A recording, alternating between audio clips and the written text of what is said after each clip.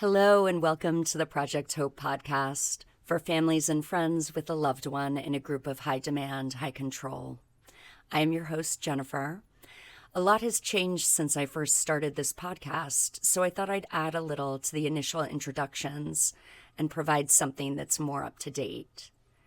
I work with survivors of coercive control one-to-one. I also consult with families, and I offer education to the public around such topics. For the full scope of what I offer and also my credentials, you're welcome to check out my website, jennifer-french.com. I have a master's in the psychology of coercive control, and as of August 2024, I've been accepted into a PhD program called Psychology, Policy, and Law, and I'll have a specialty in either criminal behavior or forensic victimology. This will support the work that I currently do as an expert witness in cases involving coercive control. The Project Hope podcast has provided such an amazing opportunity for me to meet many wonderful people, survivors, experts, family members, and it's truly a pleasure to meet each one of these individuals you will hear from. This podcast will conclude with season 2 as I enter into my PhD program, but I have many other exciting things on the horizon, so please stay in touch and go to my website for any and all current events. Thanks to all of you who listen to Project Hope and care about this community.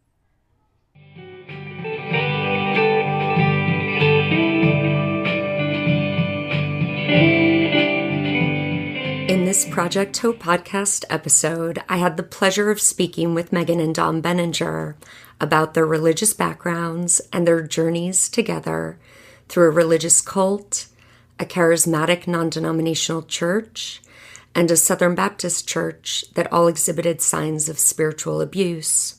Megan works tirelessly to educate others about spiritual and sexual abuse within churches and religious institutions, all while homeschooling her amazing children. Megan is also battling Lyme disease and is an outspoken advocate for increased education and medical research.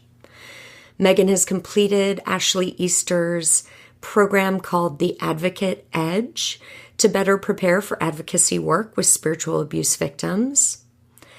Dom holds a bachelor's degree in psychology from Messiah College, as well as a master's degree in cybersecurity and information assurance. Dom has studied the psychological aspects of human hacking and social engineering in relation to spiritual abuse. As their website states, as survivors of spiritual abuse in diverse church settings, they've dedicated their lives to preventing spiritual abuse in institutional settings and serving others who have also been abused under the guise of Christianity. They hope to provide a safe space for victims of spiritual abuse to share their stories without judgment. They want to identify spiritually abusive wolves within organized religion to protect others from harm. This is part of their mission with BaptistAccountability.org. And they want to help others identify the signs and symptoms of spiritual abuse through their written works and educational resources, as well as through speaking engagements. Megan and Dom share their story with USA Today, which was published online on February 13th of 2020. The article, along with Megan and Dom's writings, can be found on their website at churchtrauma.org. And of course, please go to the podcast show notes in order to see Megan and Dom's websites and any and all references and resources discussed during the podcast. Thank you.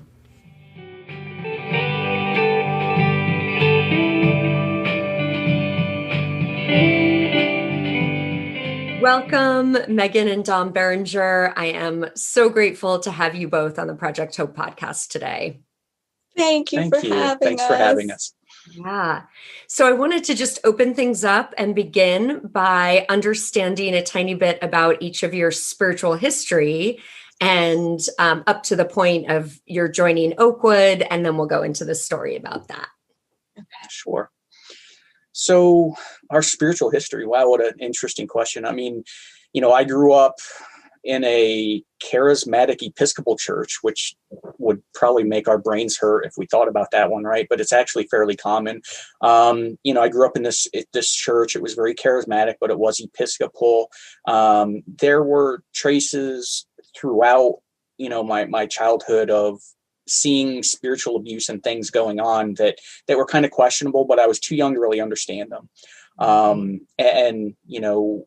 Once I went away to college, it was, I came from a public school and I went to a private Christian college. So for me, it was like, oh, I'm going to prison, no social dancing and just all these rules, but I just knew this is where I want to be. And so that's kind of how I wound up at Messiah College. And that's where I met you. Yeah. And I'll tell. So I grew up from birth, very fundamentalist Christian background. I was in a church. It was a Grace Brethren church, which is very similar to Baptist.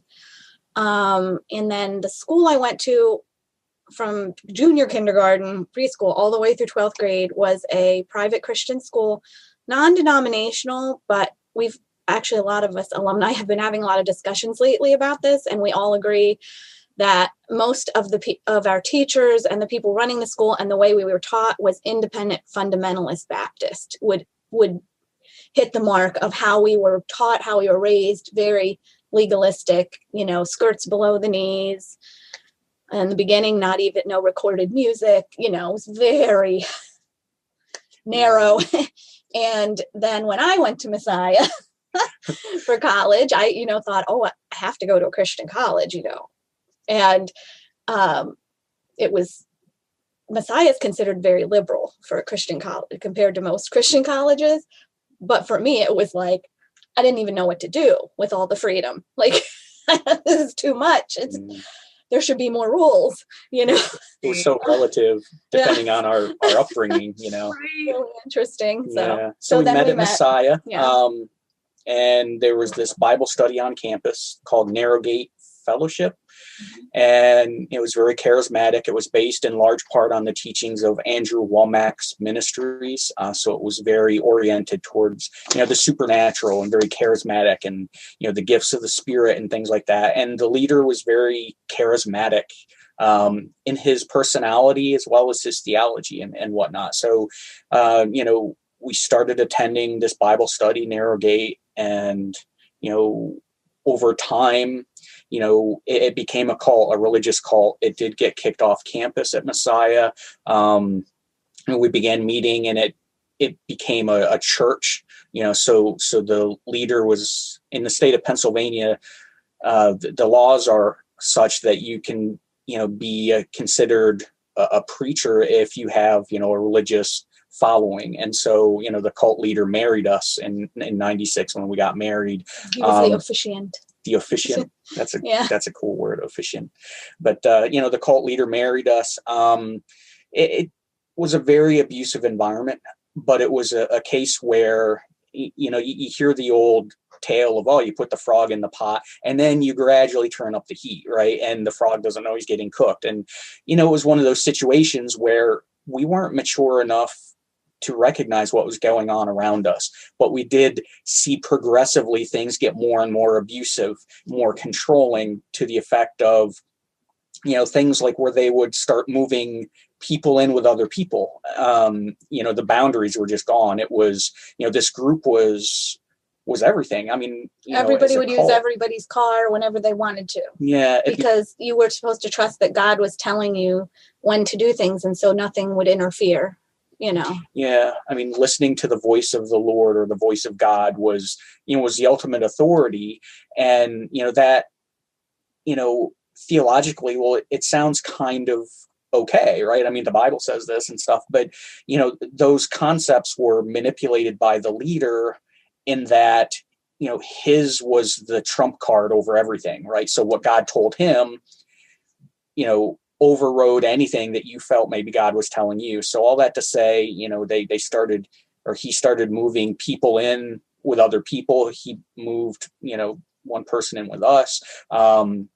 We had to give money to the leader, personal belongings. They started going through people's homes and apartments and throwing out things if, God would tell, them, oh, well, their whatever was maybe an idol, and the leader, or, kind of the inner circle would come through people's homes and just throw all their stuff out. And it was very abusive. There was one night in particular, I call it hazing night, where they brought everyone together in a room and they went around to each person, it was really a hazing, like, here are the sins in your life that we see, and you were supposed to, like, basically tell this person how awful they were. It is what it came down to. They would break people down. I mean, they broke us down big time. It was so traumatic, and it was just a terrible circumstance. I mean, one of the girls, they were just they brought out a knife.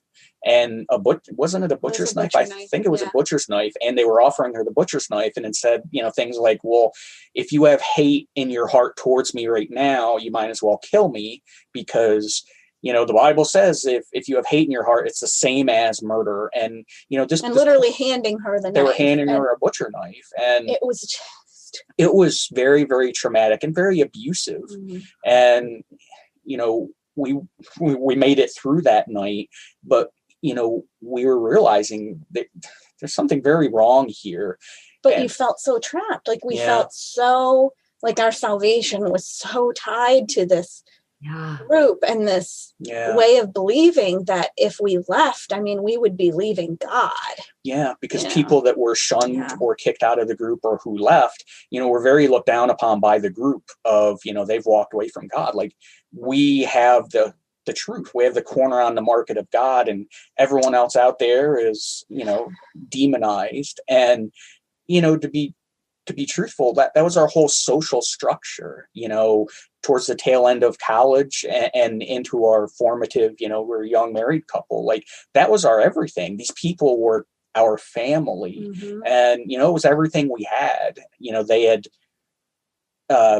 encouraged people to kind of shun their parents and to shun, earthly relationships and things. So really that group was all that we had. And so, this culminated in February of 97, where, there were instances that we see now were grooming, where the leader was grooming some of the women in the group. And in early 97, he used his spiritual authority to seduce one of the congregants, if I can call them congregants, and then justified it, using scriptural language and whatnot. And that was kind of where everything blew wide open. And Megan, at that point, the whole group splintered, and, Megan and this leader had, a wife and an infant daughter. And so you actually fled with them. They were fearing for their lives. The wife, she was afraid, because she knew him. She knew how he was thinking, and how when he had something in his head, I mean, in her mind, she was concerned that he might try to kill their baby, because he had started saying, our marriages before aren't of God. Like, we've been reborn now. There's new marriages or no marriages, and he couldn't make up his mind. He kept going back and forth. Yeah. And everyone is supposed to meet everyone else's needs. And that got extended into, frankly, into sexual things, and interpersonal relationships of, there was an intense pressure, and there was a, outright saying of, well, your marriages aren't legit now. You can meet the needs of anyone else in the group, which, that was it for us. And as I said, you and his wife fled, the group splintered. It was a pretty ugly situation. The group, that was surrounding this leader, boiled down to about 6 people. They were holed up in an apartment. And it very much got the full blown, they were all having sex in the same room at the same time. Like, allegedly. Everything. Allegedly. Yes. Right. Thank you. We've talked to some people that, that were a part of that core group, and, it's just fantastic. And by fantastic, like horribly fantastic stories of, they would just get in a car and drive to New York City and wander the streets, like whatever the voice of God was telling them to do. It was really bizarre. I mean, they really went off. They went up to Canada and, the rails. Tried to allegedly try and get into Canada, and we're arguing with the border police that, God told us to go into Canada. Who are you to tell us we can't? And just weird stuff. So all that to say, this is going on, in our lives. And, we were very traumatized by this. We came out of that cult situation. We immediately began attending a non-denominational charismatic church that, kind of took us in. But for us, it was like jumping out of the frying pan and into the fire. But we didn't really know that at the time, right? It was better than what we were in. Right. There was no, at least we didn't have to throw away our wedding wings and wedding rings. Yeah, that word, wedding rings. And, I didn't have to let people live in my house and stuff. But this was during the heyday of, the evangelical movement. So, this church was very evangelical. Pokemon cards were satanic, and Harry Potter, if you read that, you would become, you would drink the blood of kittens and become a wizard and just all of that stuff. But we didn't know any better. And, we started having, building our family. We had at this point in time, two very young children. And, every Sunday it seemed, we would drive home from church and, you would be crying from things that people would say in the nursing mother's room. Oh, the parenting philosophy there was tragic, just tragic. Yeah. It was so based around making your kids obey the first time, every time, including babies, like, the scheduling, babies are sinful when they cry, and vipers and diapers. I mean, it was unreal. And that was not in me. I mean, I tried the first few weeks of my daughter's life, my oldest daughter, and it almost ruined us. I mean, I got almost suicidal. I mean, I had postpartum depression so bad.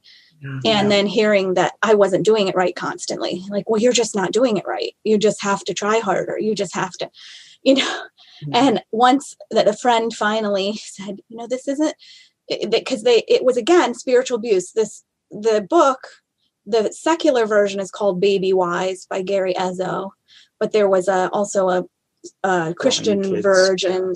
Growing Kids God's Way, but it was like the precursor to that for the babies. Anyway, they very much used scripture to say, this is God's way. And I fell for it again, but then another friend brought me a book and said, no, like, there are other ways that are biblical too. Like, you can, and she introduced me to attachment parenting. In a week, I was like a new person. I was like, oh my gosh, yes. Yeah. Like, listen to your baby, use your intuition, Yeah.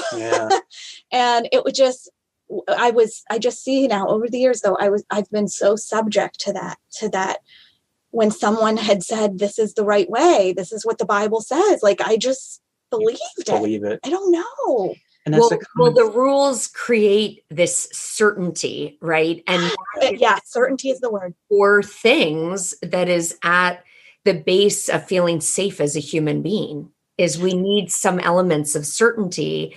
And so that can just be manipulated. Yes. Yeah, very well said. It very well said. And I think it is manipulated most of the time, even inadvertently, Agreed. And those were common principles though, right? I mean, we came out of a highly controlling spiritual situation, a cult, and we went to this church, and there were similar behaviors and tactics and techniques to instill that fear. we haven't recognized until very recently. Yeah. This is all in hindsight. Yeah. And we had the baggage of the cult, and, so we attended counseling, and, the counseling entailed of, we had to forgive It people. was church counseling. It wasn't actual. It wasn't licensed counselors. Therapists. It was. That's another can of worms right there. How damaging Christian counseling can be. There is. I'm telling you, I've looked into this. I mean, I think what you guys are acknowledging is that there is a container in this system, and it's sort of like every aspect of life will be within this container. So all the means around absolutely anything. So mental health is a part of that, right? Yes. Along with how to raise kids, along with how to have a good marriage, everything. You don't go to anyone outside for anything. Yeah. And it used to be in days gone past, maybe 100 years ago. I know, and some cults still believe this, like you don't even go to doctors because you're trusting God for that. Yeah. Now ours was never. There were shades of gray on that. There were shades of that. In the cult, there was healing. Divine God will heal you. And even in But you weren't forbidden from going to a doctor. But it was looked down upon, which can be just as damaging, right. And complex mental health issues, are physical. There's so many aspects to it, and they're very complex. And to, the environment we came out of, we absolutely had PTSD, and we didn't know that. Mm-hmm. And, we just buried all of this, just buried it and thought that it was dealt with because we'd forgiven our abusers, we'd forgiven and we'd broken generational curses, and we chased off all the demons and all of this stuff, but it wasn't.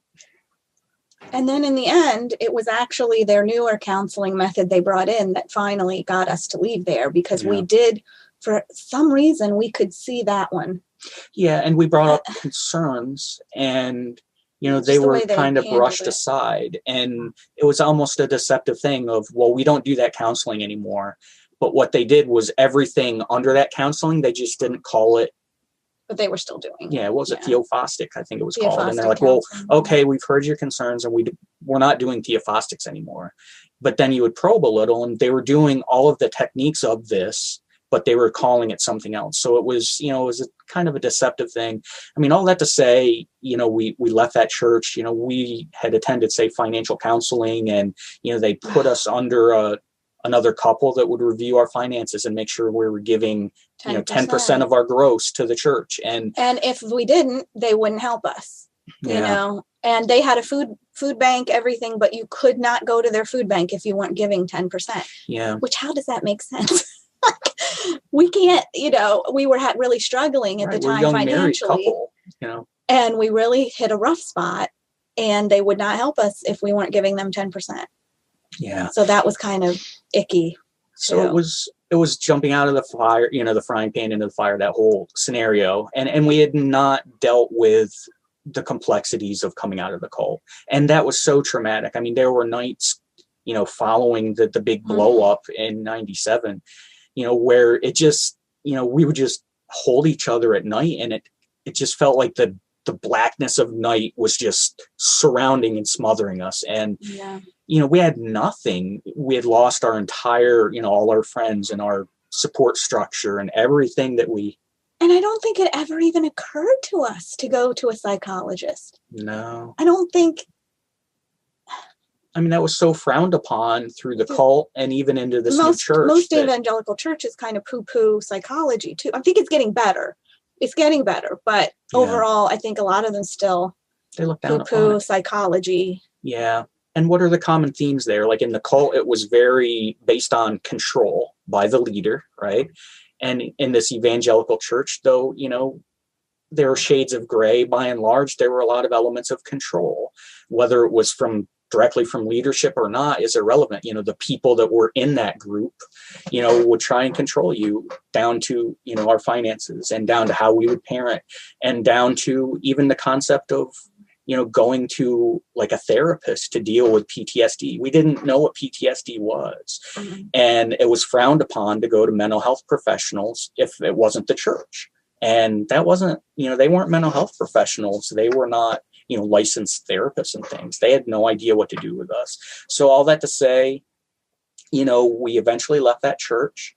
To be honest, we went to another mega church in the area, and we just hid there for almost a year. Yeah, we just didn't interact really with anyone, just kind of sat in the back. And a lot of trouble we were having at the time, too. Our oldest daughter had some diagnoses that were difficult, and a lot of the churches, this is also getting better, I think, in a lot of churches, but they did not understand autism and things like that. And they didn't know how to handle her. And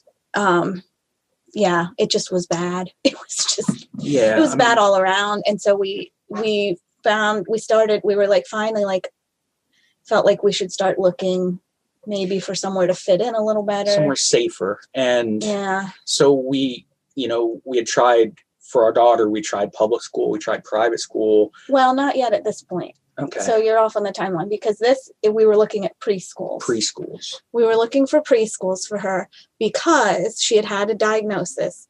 I was not really thinking I would probably send her to preschool. I was just going to keep her home, but she had these several diagnoses, and they wanted her to go to a preschool so they could have therapists come in and work with her with other kids so she could learn social skills. And so really we were looking for a place that would allow this therapist and, all these things. And there were a couple local that we visited. And when we got to Oakwood Baptist Day School was the name of it, it felt right. She did great with the people there. They were so kind, and it was small. It was kind of a dump compared to most other places. Like, it wasn't flashy, it still had wood paneling on the walls, and, but you just felt the love, and she fit in. Like, it was just amazing to me. She went and sat and ate with the kids, the snack, and, it was just beautiful. And the pastor there was so loving.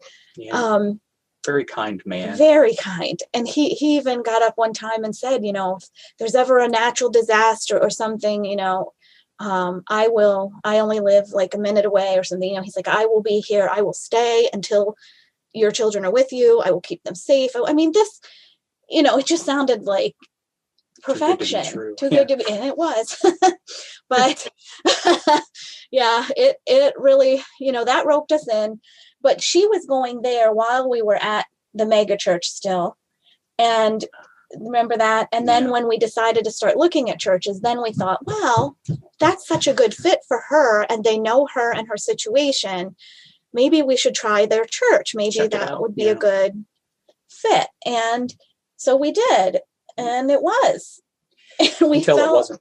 It was until it wasn't. I mean, I think for a lot of reasons, a lot of our family dysfunction baggage, maybe, from childhood, we were looking for family atmosphere always. Yeah. And that really drew us there, this big family feeling, and everyone's accepted. It was a small Baptist church in Camp Hill, Oakwood Baptist Church. And, it was one pastor at the time. And we got to know him. He's a wonderful, kind man. And, we're like, well, this is a good fit. And so we started attending. We attended, and I'm super simplifying now, right? I mean, we attended for 12 years, and over the course of 12 years, I was on the board, as a deacon for, I think, about 6 years. And, the church grew exponentially. You were a worship leader? I was a worship leader. You were the director of the nursery. We're very involved. Very involved. And, because that was what, a church family did. And that was what it was, coming out of a cult, we were always together in the cult. And, at this other church before, it was very involved, small groups and stuff. So for us, church was, family, the place, it was family. Wow. And, so Oakwood, we felt like family, and it went from like one pastor to two pastors to, 5 pastors for a church of maybe on Easter, maybe 100 people, it grew.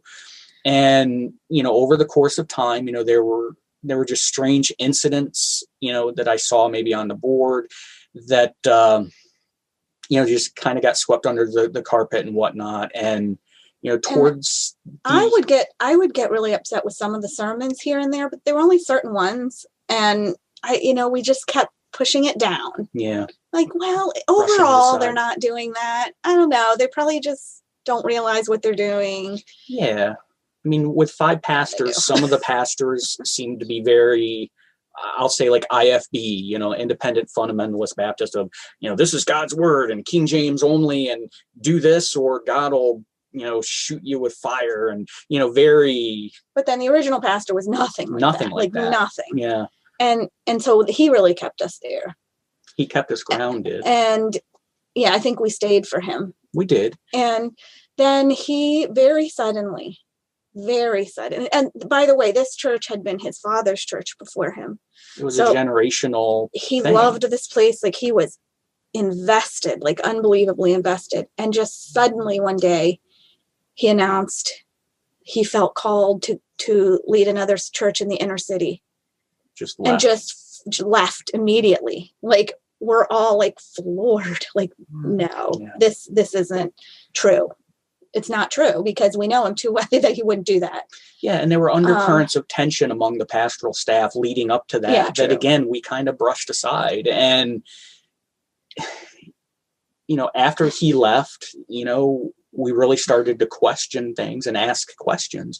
And our questions were really brushed off and minimized. Like they didn't seem to want to acknowledge that there was maybe something going on behind the curtain, right? But we had been around, we'd been around the block so many times now with the cult, as well as this other church, of recognizing the signs and symptoms of what we would now call spiritual abuse. Well, yes and no. We still didn't have words. Recognize it. We still didn't have words for it. Yeah. But what happened really overall was, after that pastor left, things got progressively worse. And it got to the extent we didn't know what was going on at all. But I would be in the sanctuary. We would be in there with our kids, and I would just have full-on panic attacks and have to leave the room and go walk outside the rest and not even be able to go back inside. And I'm like, what is this? What is happening?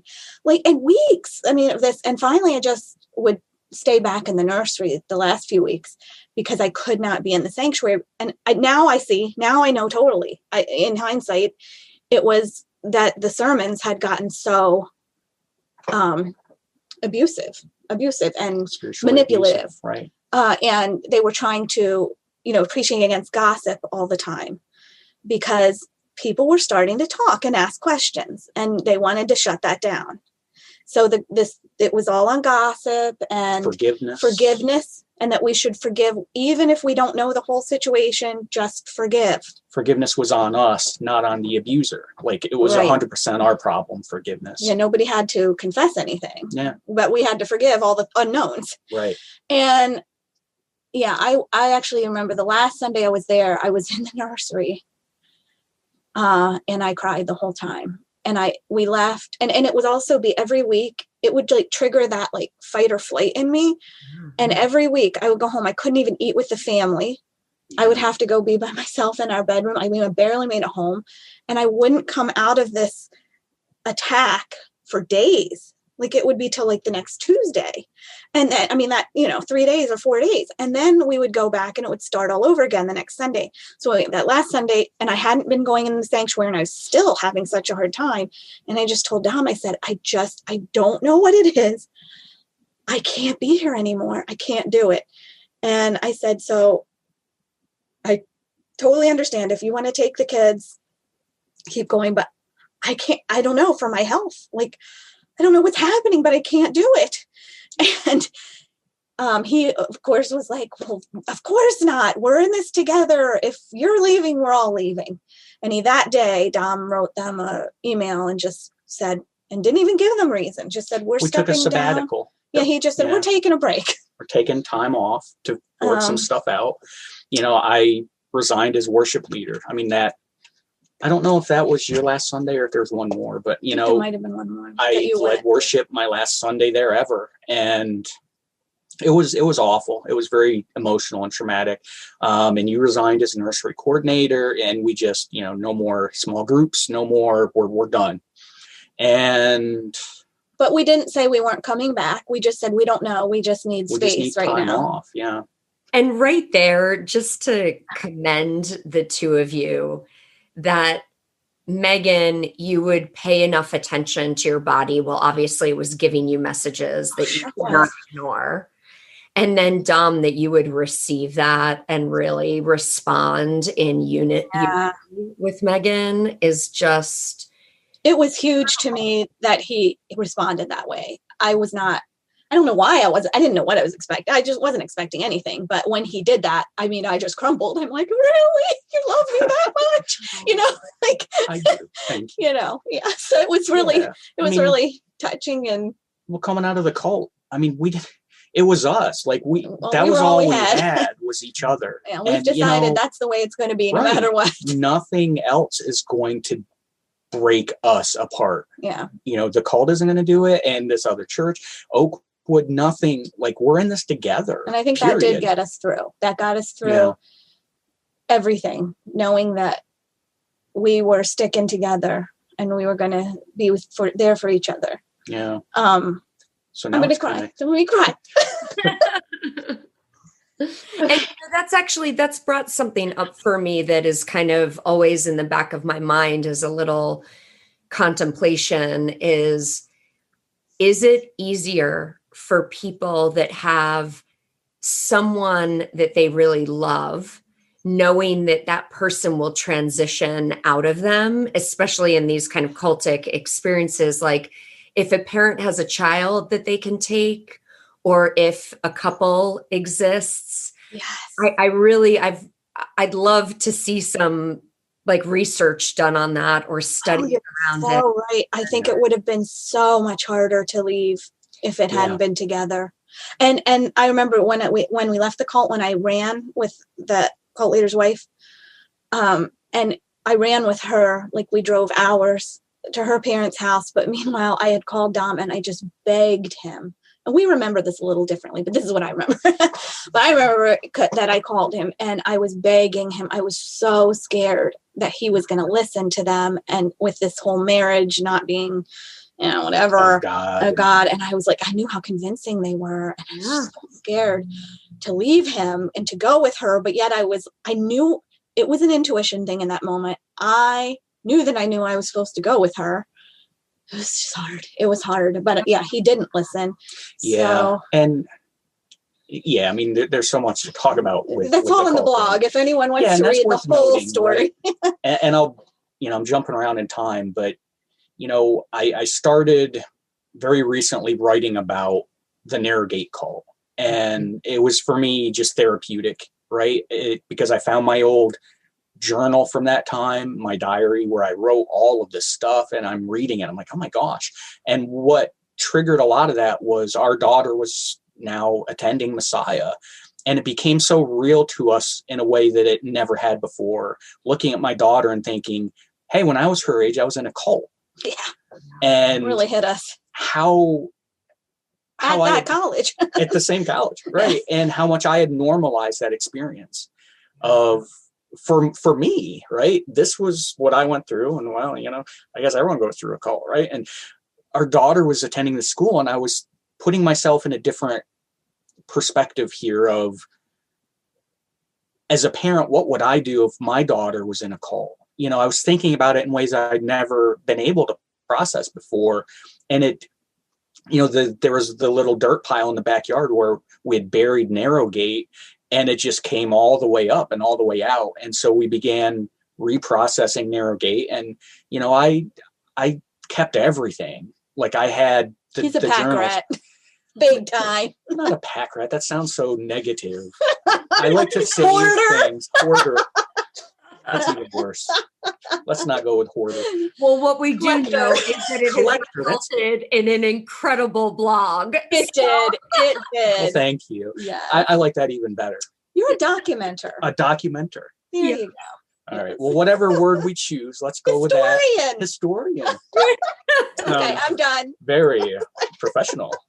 So, I had all this crap. I'll just be, transparent with you. I had all this stuff, memoirs of that time period, and cassette tapes of prophecies from the cult leader, and just all this stuff, writings and teachings from the cult leader, and pictures, photos, just all this stuff. I had a roll of toilet paper the cult leader gave me and had written how much he loved me, love bombing me, just all this crazy stuff. Yeah. And so, we dug open that thing that was in our life since 1994 and just started to process it differently and new, and realized we haven't ever dealt with this. And so part of my, my therapeutic journey, if you will, is just, I'm going to start writing about this, and we shared a little bit on Facebook, just in a comment one time, and people lost their minds. Like, what? Whoa. And and cult members started reaching out then. People came out of the woodworks and they wanted to share. And he's starting to share their experiences. It's ongoing. I mean, we have a long way to go with it. So yeah, I mean, this took off in ways I could have never anticipated. To be honest, it was for me. It was a way for me to process this, and so I started writing it. I started publishing it on a blog at churchtrauma.org. And just for our listeners, we will put that in the podcast notes. Oh, thank you. Yeah, so I started writing about, just the experiences, and people were coming out of the woodworks. People, like Megan said, people from the cult reaching out saying, oh my gosh, thank you for sharing that. I forgot about that. And, it was helpful for other people that were in the cult, and people that maybe attended Messiah at the time and had no idea this was happening were reaching out to me. Are you going to bring up? Well, one of the people I reached out to, so I started, I don't know how to say this. So I started writing, and then I reached out to one of the people at Messiah who was still there and was, what was his role? I think he was like the college chaplain back then. But now he's something else. He's like head pastor or something. He's always been in the leadership there. Yeah, I mean, he was the chaplain at Messiah. We'll just stick with that. And I just reached out to him. I said, look, I started writing about this. I mentioned you by name because part of the thing that was unearthed was, there was a newspaper article written on the campus newspaper about the Narrowgate thing. And it was, back then they were saying this is a cult, and they were interviewing people who got kicked out of the cult. And, and back in the day when that newspaper article came out, we were exhilarated because we're like, oh, look at this. We're facing persecution. And that's what happened means to we're Jesus. Doing something we're right. on the right path now. Yeah. It was exhilarating. This is what I am absolutely loving about the whole story up until this point. It's so beautiful how you guys are able to describe kind of the mentality of within which you were living, and then people can understand and make sense of this, because from the outside, these things sound so crazy and look so how could anyone be a part of that? Like, I've had people say that, like, I would never fall for that. I'm like, right. But people know. I had straight A's in college. I'm a smart person, and I fell for it. I mean, it doesn't have anything to do with your IQ, absolutely, with nothing. Your self-worth. It is predators, and you're in their path, and they prey on you. That's it. Predator and prey. And, the bottom line is we were prey to a predator, and in the end, that predator, he took the innocence of one of his congregants sexually, and ditched his wife and his infant because he was a predator. So please follow through with that them because, yes, you spoke to the... Oh, yes, thank you. Stay on target. Well, yeah, because you came back around to it again. So go ahead. That was good. That was a good transition. Thank you.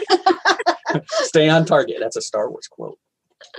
So anyway, so chaplain. I reached, the chaplain had written part of this article. My daughter, we told her about our cult experience. She took pictures of the newspaper article at Messiah and sent it to us. And we're like, oh my goodness. So, all that to say, I reached out. That was a long way of getting where I'm going. Yeah. Reached out to the chaplain. I said, look, I wrote about this. I mentioned you by name only because you were quoted in the newspaper article by name. And, his response, he seemed kind of cranked about it, a little upset. And so I'm like, well, let's just talk this out. Let's meet over maybe lunch and just chat. Like, I want to understand, up to this point, most of my life was never listening to people. It was always proselytizing people. Mm-hmm. Everyone existed. Either they were with me proselytizing or they were targets, for me to win over to my spiritual cause. So much of my life, to my shame, was never listening to people. And so, I wanted to listen to this guy and understand. So we met at, Panera, and they're not sponsoring this blog, are they? I mean, we're good to say Panera. And just talked with him, like, so what was it like back then? What were you, you seemed a little cranked, like, and his response was, I just found it interesting that you were okay with mentioning me by name, but yet you protected your cult leader and didn't mention him by name. And I'm like, oh, because I had used pseudonyms for everyone. except for me, except for, and do I still use you? You use this, but everybody, I don't know. They'll figure it out, I guess. Yeah. And, I used his name because, again, he was, he wrote part of the article and stuff. So, and I said, well, the reason I did pseudonyms was not to protect the cult leader. It was to protect his wife. Like ex-wife, the woman that he was married to and left, I wanted to protect them. I am delighted to offer you Pure Haven products. All proceeds received go right back to the Project Hope podcast. I myself have been using these pure, safe, and toxin-free products for over 4 years, and I absolutely love knowing that my home has countertops that my little niece and nephew can eat off of without worrying that they have a handful of chemicals being placed in their mouths. The cleaning products are some of my favorites. The glass and surface cleaners smell amazing as well. So if this is of interest to you, please go to purehaven.com/Jennifer French. The link is also included below with information about this podcast segment. From being traumatized by, potentially reading this and protect them. And so, we talked a lot, and he had mentioned in this conversation, a few years ago, I got this voicemail message just out of the blue from someone. And they said, my daughter was in the Narrowgate cult and we haven't heard from her in like 20 years. Like, do you know anything? Like, what happened to my daughter? And, there have been so many experiences through this that have been amazing, dare I say miraculous, where just things will fall into place. And, in that moment, I knew exactly who the family was, and he didn't remember. And I said, well, I know who that is. Would you be okay with me reaching out to them? He said, well, sure. He didn't have the voicemail. He didn't know their names, but I just knew that it was the family of the girl that the cult leader had seduced. And they had been the last we knew, they were together. Yeah. Just the two of them, in the end, that what I call the Enola Six, the six that were rallied around the cult leader became 5, 4, 3. Yeah. And in the end, it was just 2. It was the cult leader and it was the girl he had seduced. And so I knew that it was, that girl's family. I left lunch and I just started digging around. I had all of the yearbooks and I even had the phone directories from 1990 because I'm a historian. He's a historian. Thank you. You did. He had everything. I still do. It's awesome. And so I looked up, this girl's name and saw, hey, she had a sister at Messiah that was in my class. We didn't even know. I didn't know. We had no idea she had a sister because we didn't talk about family in the cult.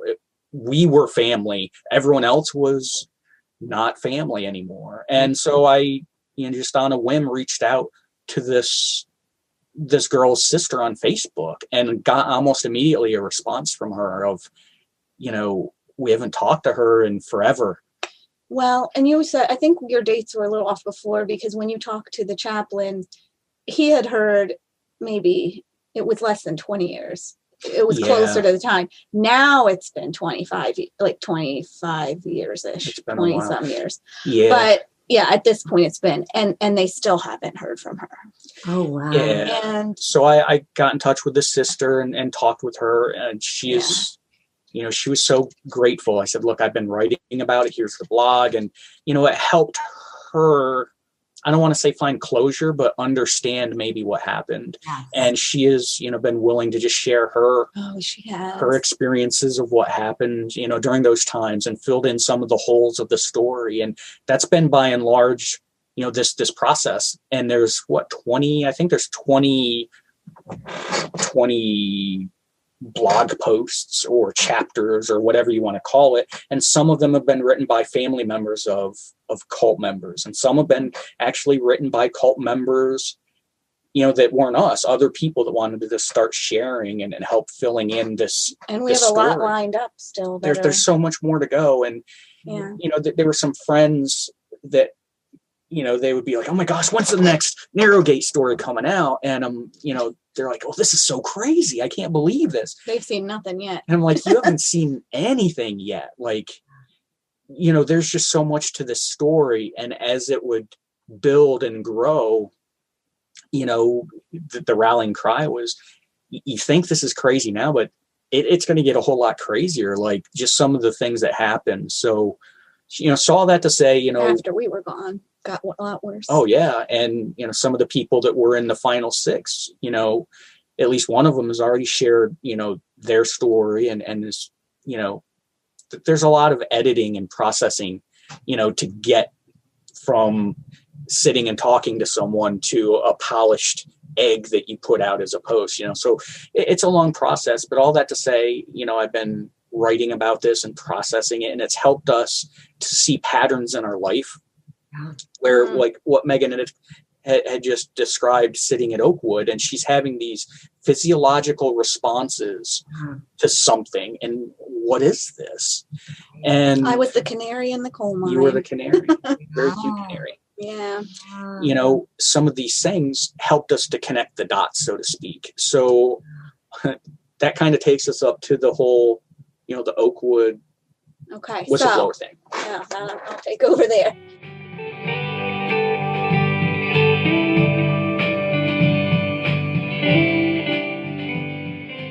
Please join us for part 2 with Megan and Dom, where they share more about Oakwood and their experience of, becoming whistleblowers, but really much more, a transition into advocacy, as well as their creation of baptistaccountability.org. It's actually the point they are about to make as we transition into part 2. Their stories of having experienced Narrowgate, a cult they became a part of during their time at Messiah University, their Christian college, to their experiences that followed are so beautifully explained and described in the details. I suspect many of you might relate and also gain real insight into some of the issues that are innate to a certain segment of churches. I also very much appreciate how Megan and Dom share with us so personally about what this experience has been like for them and their family. It was an honor to have you, Megan and Dom, on the Project Hope podcast, and may your continued work be filled with grace. Thank you. Thank you for your honesty and vulnerability. Thank you for caring and for doing what you can when it's not always easy to do so. I'm not going to do an outro for part 2 of Megan and Dom's story, so I just want to say one thing that's actually more of a commentary on a discussion that we have in part 2. Because I also imagine this may be helpful for some of you who have experienced leaving a group of high control, high demand, as well as for family members who are anticipating a loved one leaving or having recently left. First, I want to state what might seem obvious, which is that people in some form of an organized group have a variety of experiences, meaning the experience can and do differ. It's very easy for me to use my own high control, high demand group as an example. I've had tremendously varied conversations with people about their experience. We've revisited questions such as, when did it get so controlling? Were the leaders conscious of what they were doing? Did they realize they didn't have an individual's best interest in mind? The inquiries could get endless.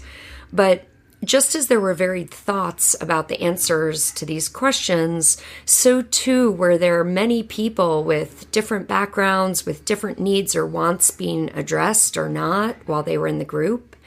So when people get out, not only can there be different perspectives, but there are differing experiences, different conclusions, different meaning drawn from years of living in the mindset of a particular community. And because of this, and because we are each one unique, when we leave, people can have really different experiences. I say this because recently I've noticed when speaking with survivors of religious and spiritual abuse or trauma, we imagine that one gets out of the environment and all will be well. But more often, this is not really the case. It's great that the individual is no longer in the mindset. We now begin to create life on our own in the way that feels like, well, us. And that in and of itself is amazing. It really, really is. It's incredible to really be free, to get to have our own opinions, conclusions, questions, studies, access to information, even freedom to make mistakes. That was such fun for me to claim that my mistakes were my own and that it was a privilege to have them. That at least moving forward, I will never do things in life that I've been told to do. I will do things I've been told to do only if I deem that right. I'm no longer trapped in a blindness that allows another person to make suggestions about what I should do or believe, that has an underbelly of no other allowance to think or be another way. Like swimming in a substance of group truth serum you don't even know you're swimming in, so that you cannot think outside of that construct. But to be real, that construct affects people very differently. We come in, or we're born in, each with different innate personalities. And when we leave, we return to our true selves. This is a process. It's different if you were born in versus if you choose to go in. It makes a difference how long we're in, how devoted we were, how senior ranking, etc. There's so many nuances. All of these things will be a factor in our recovery back to ourselves.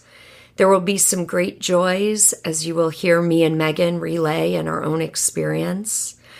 But I really didn't want to leave out that it's not always a smooth transition into stability and reconnection with oneself. And this journey can be very challenging at times too. Most people encounter some major struggles. It's often shocking to even deconstruct what happened. There are often feelings of guilt and shame. Community is often a major loss that feels very challenging to adjust to. And sometimes life skills or life choices are missing that cripple people transitioning into normal society. Things like how to get a job when you're 45 and have only ever worked for the organization you were a part of. So I want to just honor this experience for many. Personally, I was so grateful to be out, but I also didn't recognize that really for about 4 years, I really struggled. I didn't know why I felt low so often. I felt like I just kept trying and trying at life and just couldn't move things in the way that I wanted to, or I felt I should be able to. I felt like I couldn't progress in some way, and I couldn't even nail down a specific reason for the struggle. So recently, I've had religious trauma syndrome survivors express how hard it was to not know that it would still be hard once they left their organization. And I want to validate that this is true. That's been my experience and that of many others. I hope that those who have had these types of experience can come together and support one another. I hope that families can be understanding and welcoming amidst the pain and hurt that's transpired potentially between you and your loved one. And it's really not easy, but there is support and resources, so please know that. You can always reach out to me, and I can do my best to point you in a direction that's best suited for you and what you want or need. Leaving a group or community, even if it's been really unhealthy, can be very challenging. And so all the love and support that one can give someone in this space is so important. Thanks again to all who are listening to the Project Hope podcast. It really is such a gift to me as well to be introduced to so many wonderful people that I get to share in this time with. If you've enjoyed this episode, there's so much more to come with the rest of Megan and Dom's story. So stay tuned for part 2. And again, a huge thanks to the two of them for their courage and generosity and all they give.